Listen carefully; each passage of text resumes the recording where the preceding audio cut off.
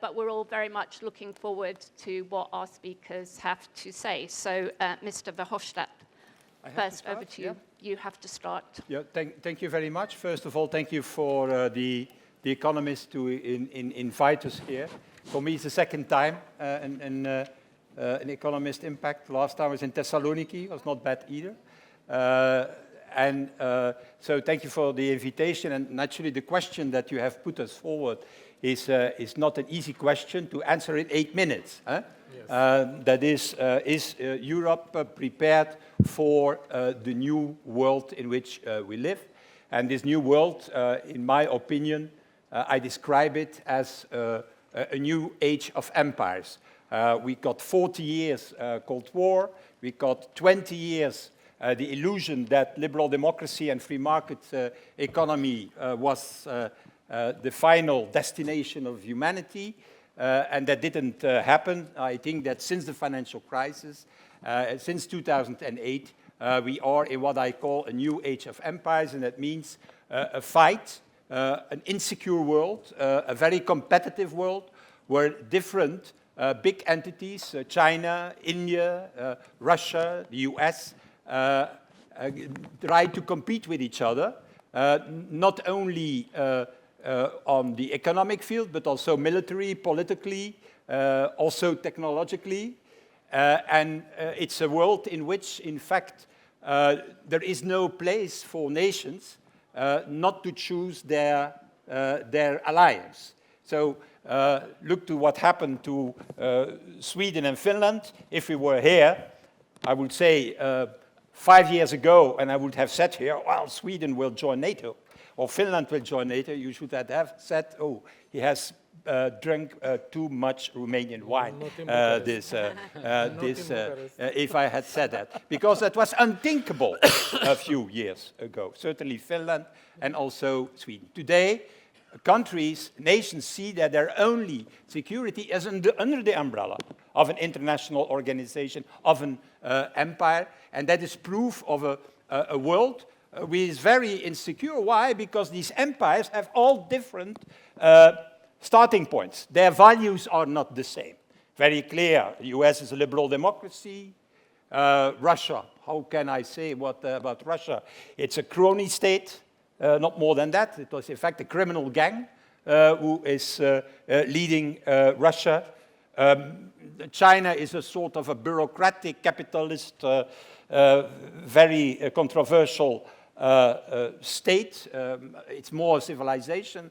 Han, even more important than the CCP, I would say. Then you have India. So what you see is these different empires have not the same basis, not the same value. So there is no consensus between them, and that makes this world even more brutal, more insecure, and more important. And the question is, so I will not start now to explain all the risks that there are in this world. The question that you asked us, is Europe prepared for that world?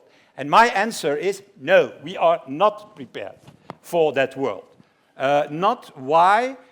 Because we are still a bunch, I would say, of 27 member states, calling themselves an European Union, but in fact it is not a union. It is still a cooperation between 27 states, based on unanimity decision-making in the most important files, based on vetoes that different countries can have, and that is the weakness of Europe. And what Europe needs to do in the upcoming years is put its act together, understanding the world in which we are living, and I'm not talking about in the US, is it Biden or will Trump return?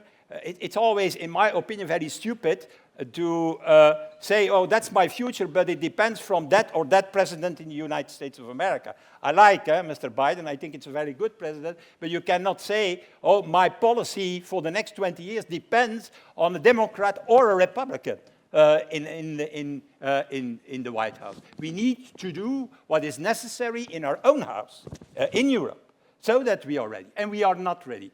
And we are not ready on especially two things that I want to share with you, very short in my 8 minutes, but in European Parliament, we can push that a little bit,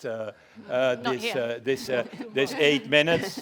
But we cannot push it. The reason for that is that I use it. I will do it here. I will do it here. Okay. Here there is not a president with bang, bang, tapping with his hammer on the table. We are not ready in 2 things. First of all, military.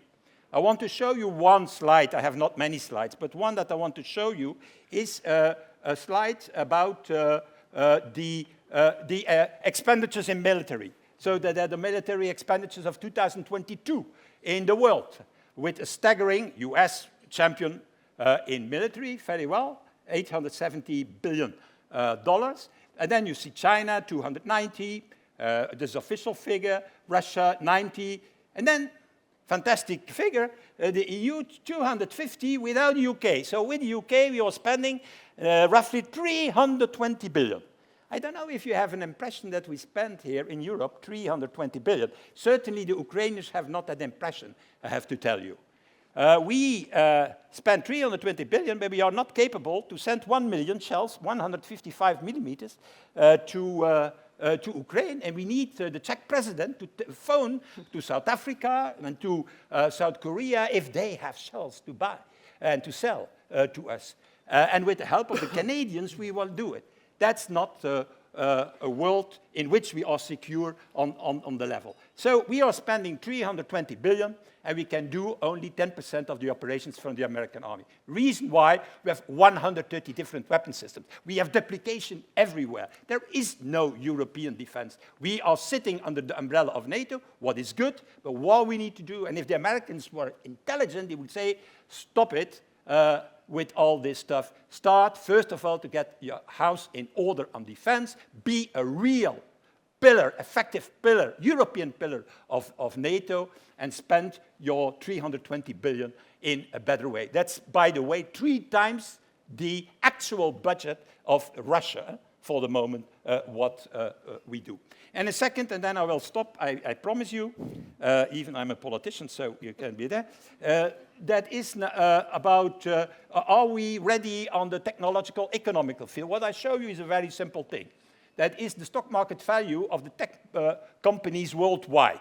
It's very easy. The red is America, big balloon.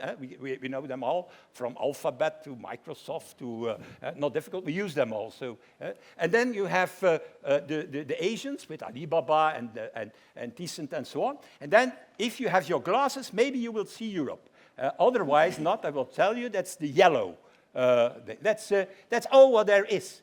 And why it is? Because there is no unified market in digital telecom in Europe. And we hope that Mr. Letta, who will come with a report, will produce a report on the internal market, will underline that. In America, it's very simple. You have an ID, you go to the FCC, Federal Communication Commission, you make a deal with 3 mobile operators, and you roll out your invention. In Europe, no. You need 27 authorizations of the 27 national authorities. And then you need to make a deal with more or less 100 mobile operators that are active in Europe, because there is no consolidation of the market. And that's the reason why, besides Spotify, that's in the yellow, SAP, Martin, that's a German company, SAP, I call it an accountancy firm. Once there was a guy in the room from SAP, was not lucky with my description of his company. But that's all what we have, because there is no real completion of the internal market, no one regulator, and that makes that technologically and economically we fall behind the US. So when you were talking military, there's a threat of Russia. Economically, there's a threat of China. Technologically, there is maybe the threat of America, because we are using all American features, and we are not capable to put ourselves one interesting standard on the market. And so what we need to do is, the fastest as possible, have a European Union with a real European Union, make a number of institutional changes, and veto and unanimity, make a real market, make a defense union. Otherwise, it will be very black days and black years in the future if we don't do that homework. Thank you very much.